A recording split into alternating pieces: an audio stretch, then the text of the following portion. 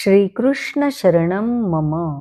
श्री भगवान उवाच प्रजहाति यदा कामान् सर्वान् पार्थ मनोगतान् आत्मन्येवात्मना तुष्टः स्थितप्रज्ञस्तदोच्यते। ह्या श्लोकापासून स्थितप्रज्ञ पुरुषाची लक्षणे आली आहेत. हा तो पुरुष आहे जो जीवनाच्या युद्धभूमीवर स्थिर उभा आहे, ज्याचे मन निश्चल आहे आणि ज्याचे हृदय आत्मसंतुष्टीने उजळलेले आहे. यासाठी पहिला निकष काय? तर कामना सोडणे. मनात उठणाऱ्या इच्छांचा अखंड प्रवाह थांबवणे.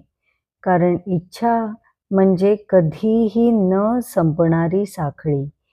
एक पूर्ण झाली तर दुसरी जन्म घेते आणि आपण आयुष्यभर फक्त धावत राहतो. समाधान मात्र हातातून निसटतच राहते. म्हणून भगवंत सांगतात, आत्मन्येव आत्मना तुष्टः. खरे सुख बाहेर नाही, स्वतःच्या ठायी आत्मरत असण्यातच आहे. बाह्य वस्तू, मान सन्मान, संपत्ती यावर असलेला आनंद क्षणभंगूर आहे. पण जेव्हा आपण स्वतःतच आत्मसंतुष्ट राहायला शिकतो, त्याला सुखाचा ठेवा सापडला असे म्हणू शकतो. असा स्थितप्रज्ञ नित्य समाधीमध्येच असतो. कारण मनात कोणत्याही वस्तू व्यक्तीच्या प्राप्तीमुळे किंवा अप्राप्तीमुळे कोणताही विक्षेप नाही व स्वस्वरूपाशी स्थिर असल्यामुळे संपूर्ण तुष्टी आहे, नित्य समाधी आहे.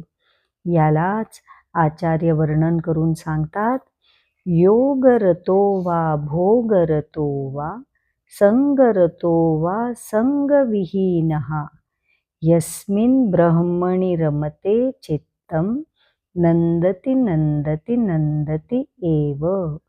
श्रीकृष्ण शरणं मम.